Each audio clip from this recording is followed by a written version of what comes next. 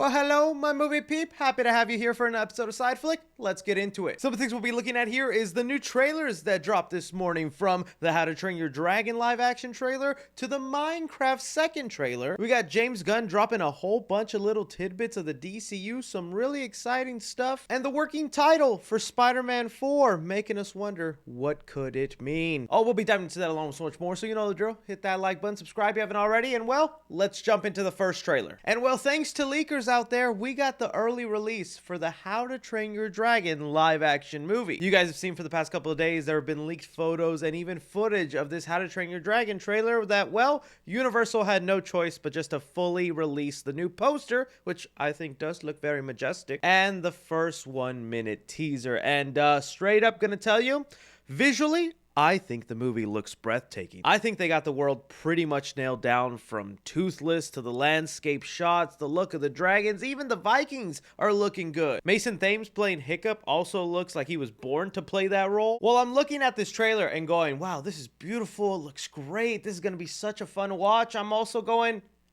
I could actually watch this movie right now. It's cool seeing the side-by-sides of, you know, the live action to the animated version. But I guess that's the main thing that keeps coming up in my mind, is that I hope it's just not a shot-for-shot remake, that there are some newer things to be added, or they can expand or develop some characters more. People have already pointed out how the trailer does kind of hint at some of the changes that they're making, because Hiccup does tell his father straight up he can't kill a dragon, which was something that he really didn't do in the original film. He just pretended like he could do it and he was going to go through with it without letting his father know his real feelings on it. Even the subtlety between Toothless looking more curious than being attackful whenever he first meets Hiccup, that's already a change in itself that could alter the dynamic. So that's the kind of stuff I'm looking for. The feel and vibe of the original movie, but do something new with it, adapt it, change some stuff up. So I'm not being completely negative. The trailer, I think, is beautiful. There's just that part of me that goes, man, these studios, they figured out the ultimate cheat code. Just give the people the same movie and they'll buy it again. But how are you guys feeling on the live action How to Train Your Dragon movie? Does it not bother you as much that it's going to be the same story? Maybe it's because it's a movie you actually love. When we see the first look at the live action Moana movie that's currently being filmed, there's some like set videos online, and I tell you that's going to be shot for shot remake. Does that make you as excited? Just curious. And well, today is just going to be a day of controversial opinions, because we got the second trailer for the live action Minecraft movie, and I know the internet hates it. I know the internet is not happy, but I quite enjoyed this trailer, and I did not mind it. It's very clear this second trailer was trying to win over the fans, and I actually do see a lot more positivity this second time around than the first time. It felt like the first time, 99% of people were just like, that is garbage, get it away from me. But here I'm seeing a lot more openness, and that could be because of some of the behind the scenes that they revealed to us, really showing off some of the sets. They even gave us a look at some of the streamers that'll be making cameos in the movie. I've seen that's made some people excited. And well, with the second trailer, it really gives us idea of the story. And Steve is a little boy who yearned to be a miner. As a child, I yearned for the mines. But he was always told no until he returned as an adult and discovered the Minecraft universe, where that kind of explains now why we have human-looking people jumping into the Minecraft world, because you can see in the background, these villagers have all the proportions that you would expect from a Minecraft movie, with realistic human skin, but all cubed up. It is horrifying, but that design was never gonna look good with realistic textures. But there are other designs that I'm like, that actually doesn't look bad. There's no reason to complain there. Like, I think the doggies look really cute. We have the Iron Golem that I think looks awesome. Like, I know it's fun just to hate on everything, but I actually don't mind the visual look of this movie. It feels outer worldly, and like I could have some fun. Now, the story could be a completely different thing. I'm still curious to see how, you know, Jason Momoa's character of Garrett, this video game champion, plays into the Minecraft universe. And if after the visual spectacle of this world is gone, can the story keep me interested? Because again, I'm not a big Minecraft guy, which is probably why every little detail about this doesn't upset me. If I'm like, that just looks fun,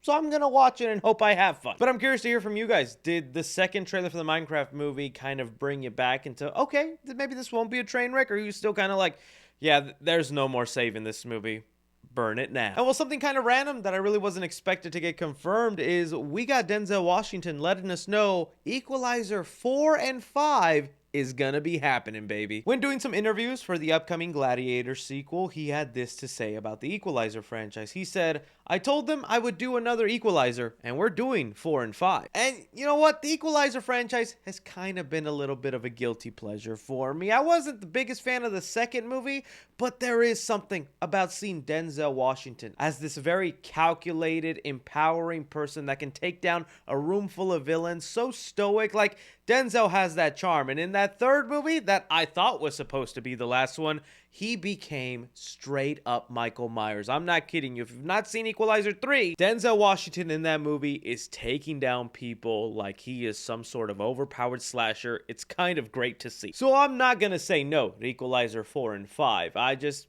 give me a really interesting story, and I am hoping it doesn't get to the point where you really start to notice Denzel's age in these movies, because so far in the last 3 I felt like it was still believable. It was like, okay, I can see him pulling that off. In the time it's going to take to make 4 and 5, I hope it's still believable, you know? But how are you guys feeling about Equalizer 4 and 5 being in the works? Moving on here to the DC Universe, James Gunn is gearing up for Creature Commandos to be led out to the world. I'm still hesitantly excited for it. I'm sure it'll be good, but I'm just ready for the real start of the DCU with Superman. But while we are waiting for that, since James Gunn is promoting Creature Commandos, he is getting asked a lot about his DC Universe, and he's gotten so much to say. So kind of rounding up the most important things he's revealed is, one, he does talk about Peacemaker in the canon of that universe, where he basically does say the entirety of Peacemaker Season 1 is canon, minus... The truth is, almost all of Peacemaker is canon, with the exception of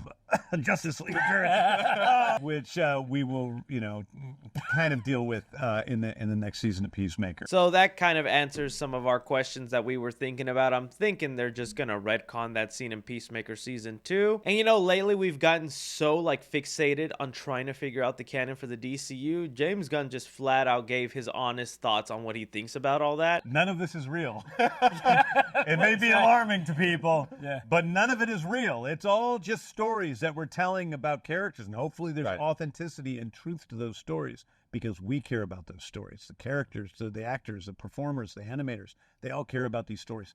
But it's not real. Right. So what's canon can really be whatever you want to be canon. If you want to pretend that, Greedo and Batman go on, adventures together, you can pretend Greedo and Batman go on adventures together. Which he's not wrong. He's not wrong. But, to some people it matters. To some people we obsess over this, but I get it. It's not real. Another thing that he reveals is that they have multiple R-rated projects in the work for the DCU, and I'm like, yes, baby. This should honestly be no surprise. James Gunn made an R-rated DC movie with his Suicide Squad, but the fact that he's got multiple already in the works, can't even imagine what those are or what they will be. Some can think, it'll be movies in his DCU, part of his bigger universe, but you got to remember, James Gunn is also big on Elseworld stories, kind of like the Joker films or Matt Reeves' movies, where they take place in their own universe. So I wouldn't be surprised if some of these R-rated projects are said to be just their own story outside of the DCU. And also with the success that Deadpool and Wolverine just had with their R-rated comic book movie, it proves there's a market for these films, so you might as well serve it to the people. Another detail that he revealed concerning his Superman movie that gives us a better idea of the plot, which I thought was interesting, is where he said, there's been metahumans and superheroes for a long time, but as time has gone on, and I don't think this is giving away too much, there's more of them today than there used to be. Okay. And they're more of an issue today than they used to be. So this doesn't really have anything to do with Creature Commandos, but it is, kind of where we find ourselves. Okay. Getting the super. Okay. And yeah, that kind of confirms something that we've been talking about. Whenever they reveal the Kingdom Come Superman symbol as part of this movie, a lot of people referred back to that original story where it was a retired Superman and the world has become overrun with these influencer superheroes. And well, Superman then comes out of retirement, rounds them up, and shows them the right way to be a superhero. That's what we're going to see happening in his movie, it looks like, is there's going to be a world full of superheroes, some with brand deals and toys, merchandise. And they've become a problem, and now Superman has to lead the people and show them the correct way to be a hero for a city. I feel like you can also even tag that analogy with just the way we've been oversaturated with superhero projects. It could be a good commentary on that. It's like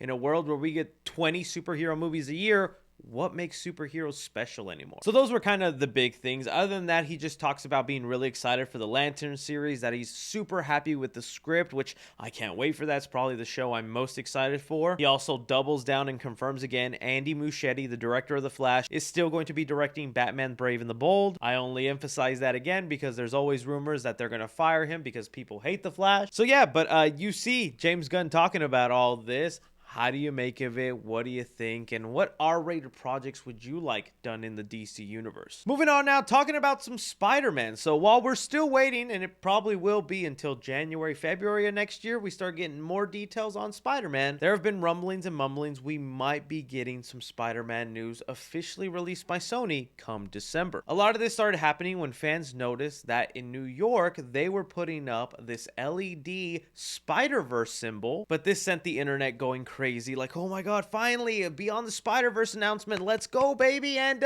it turned out to be something part of a television ad for Sony. Still, with this going around, Scoopers did reveal details that they were hearing that Sony was planning to make some sort of Spider-Man announcement come December. So we'll see if that still ends up being the case. But man, Sony, we really would like some announcement on Beyond the Spider-Verse because we have no idea when this movie's releasing. And some people are saying it ain't in 2025 and it ain't going to be in 2026.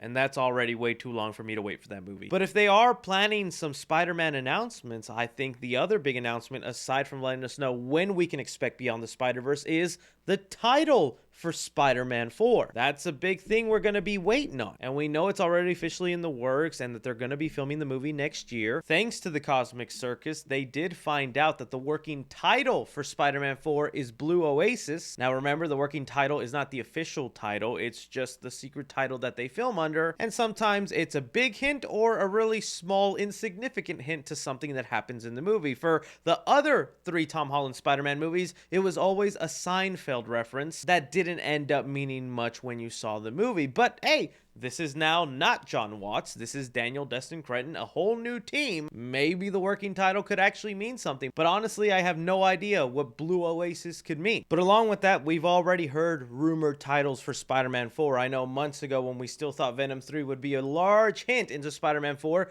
people thought it would be titled Spider-Man King in Black. That doesn't look like it's actually something happening, but I toss it off to you guys. You see these updates with Spider-Man. When do you want to know about Beyond the Spider-Verse? And what do you think Blue Oasis means for Spider-Man 4? But that's all movie news we currently have going on right now, guys. I want to thank you so much for taking time out of your day to watch me talk some movie news. Don't be forgetting to hit that like button, subscribe if you haven't already. Follow me on Twitter at 3C Films or on TikTok at 3C Films. But as always, I'm Chris.